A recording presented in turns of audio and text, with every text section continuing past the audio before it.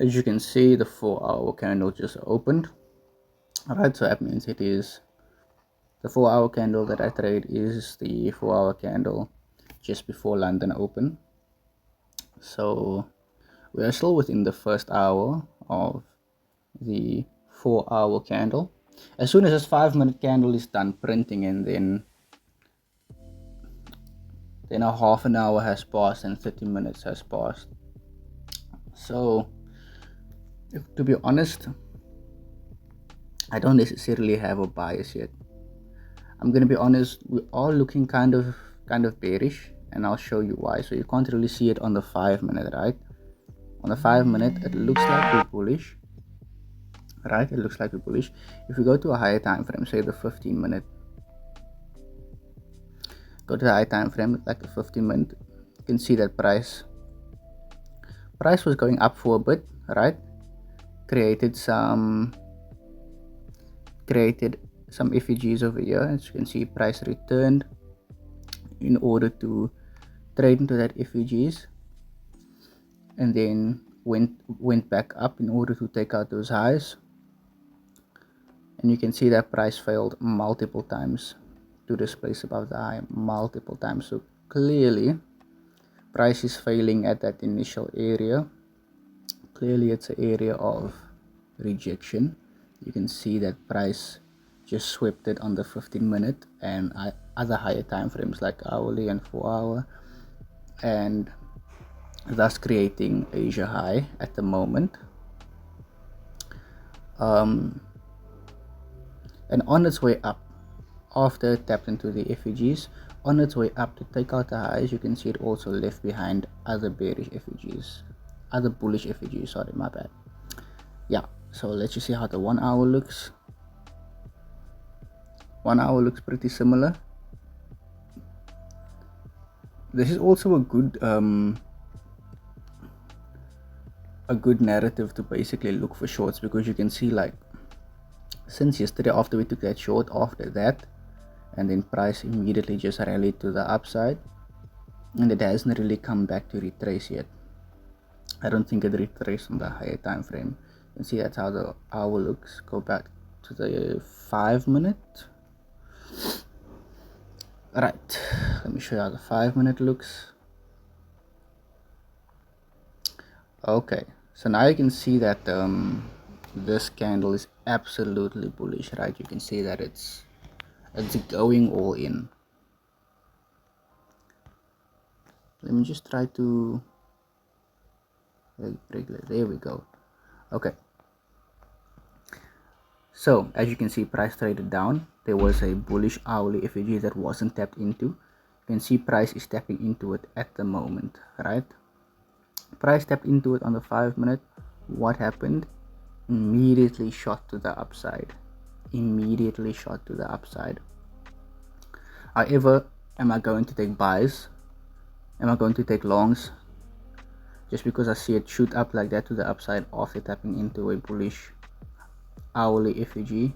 Yeah, it's a higher time frame effigy. No.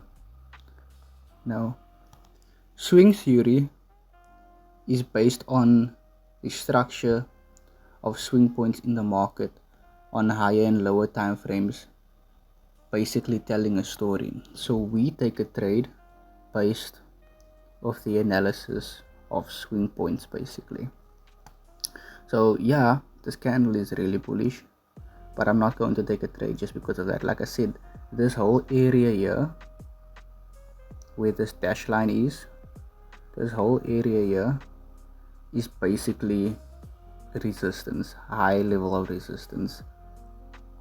Price is probably just going up, maybe to create a wick before falling, probably disrespecting that 1-hour bullish effigy.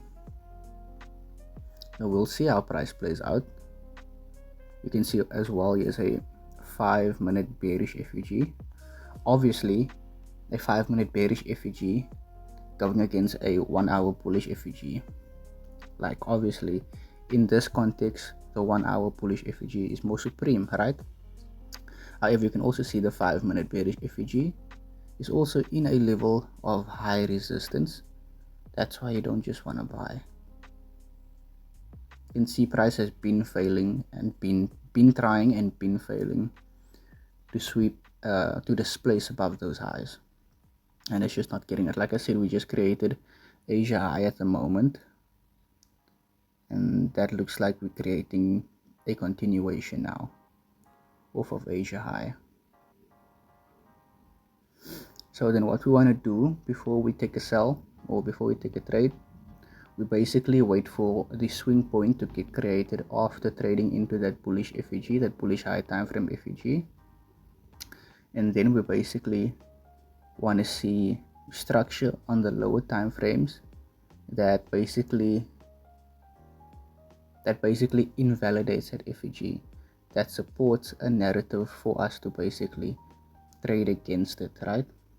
So as soon as price creates a swing point, and that swing point, essentially that swing point is a failure swing, right? Because coming from a bullish hourly FEG, if that bullish hourly FEG doesn't take out this high where Asia high is at the moment, obviously it's a failure swing on the buy side, and on the sell side it's a continuation swing, right? So therefore, if that failure swing takes out the swing that created it, or the lowest swing that formed in the bullish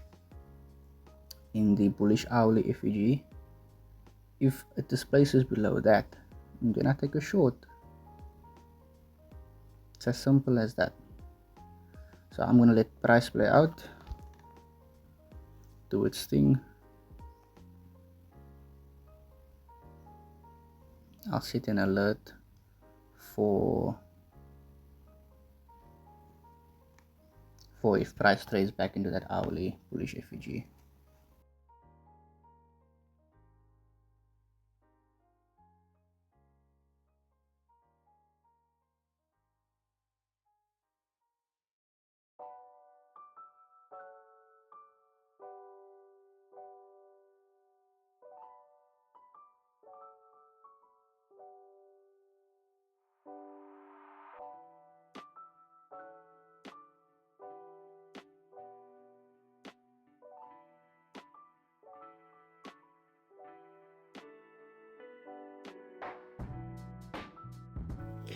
So obviously the live trade video that you're seeing now is sped up, but basically, unfortunately, as soon as I entered the trade, literally as soon as I clicked sell, the very next candle, I'm not even joking, you can see it, the very next 5-minute candle immediately just stops me out of nowhere. Luckily I did have a stop loss on my funded, I didn't on my personal, so I had to manually close my personal, but luckily I had a stop loss on my funded, and then immediately it just spikes up to the outside, like out of nowhere. It just decides to spike up to the outside. However,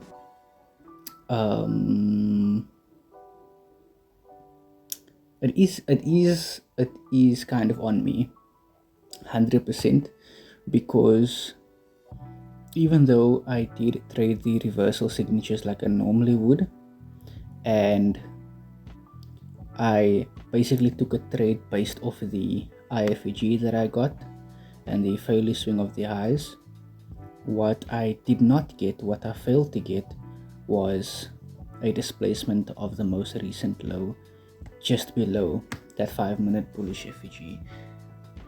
So normally what I wait for before I take a trade is I wait for those reversal signatures, right? So as you can see, the failure swing that got created due to the 5-minute bullish FEG being tapped into, that swept the lows. Yeah, it displaced the bullish FEG that put in the 5-minute that failure swing on top. However, it didn't displace below the swing that created it, and then you can see immediately after that sweep it just reversed, and then it stopped me out. It's very similar to yesterday's trade, 100% very similar. The order flow exactly the same.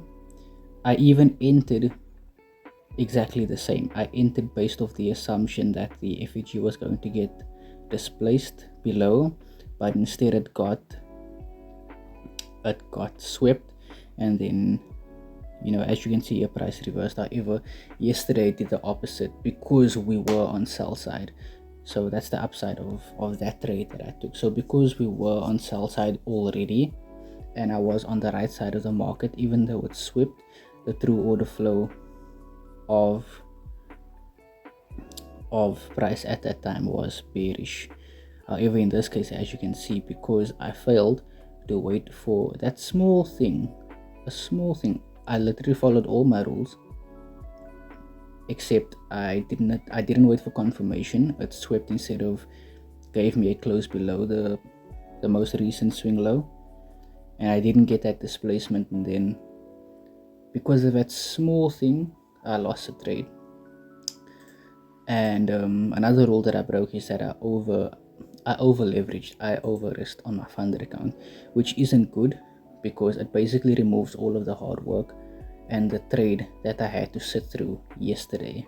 So yesterday I won the trade and I was up about, I think I was up 1.58%, if I'm not mistaken, $79, and then I over risked in this trade and then I lost, and currently I'm in negative 0.28%. So it's okay, it's not 1%, however it's still bad considering I over risked and I didn't wait for confirmation. So I broke two rules, and 0.28%, I think it's about 20 something dollars. So I'm negative 20 something dollars and I need $600 to pass the account. 400 for phase 1, 200 for phase 2. So yeah, unfortunately breaking your rules, obviously not a good idea, because it literally took away all of my hard work that I worked for yesterday when I sat through that trade. And that was a very frustrating trade to sit through, actually, because I was also unsure of order flow because it was ranging just like I did now. So yeah, I actually took another trade, but not on my funded though. So after I got stopped out now, on my funded and on my live account, I was on my way to work, and before I left I looked at the charts, and then I actually saw the setup, because like I said, I knew that we were going to fall eventually, because I could see how hesitant price action was. It could not displace above the swing highs even on higher time frames. That's what gave me confidence to look for shorts. And then I could see that price was basically putting in a setup for me on the sell side when London opened. So when I took the trade, it was about a half an hour before London opened, actually about 40 minutes, so close to an hour before London opened. And then once London did open, and then that's when I got the trade, and then I took a sell. So the trade that's on screen at the moment is when I took another trade on my personal account, just before I left work, just after London opened, and as you can see, it did play out. So that was basically the sell side trade that I was looking for. So as you can see, it just basically swept the highs again on the hourly as well, except this time the market structure was a lot more clearer for sells than when I actually took the first sell trade. So yeah, this was a good win. Do I wish that I took it on my funded, or do I wish that I had this win on my funded? Absolutely. But the reason why I didn't take the trade is because I already broke two rules. I already over leveraged and I didn't wait for confirmation. So I didn't want to break a third and over trade as well, especially knowing that the market can just decide to retrace at any time, because there was bullish 15-minute effigies below as well. I'm glad I didn't take the trade though, because it just means that I can journal and I can learn and then come to the charts better.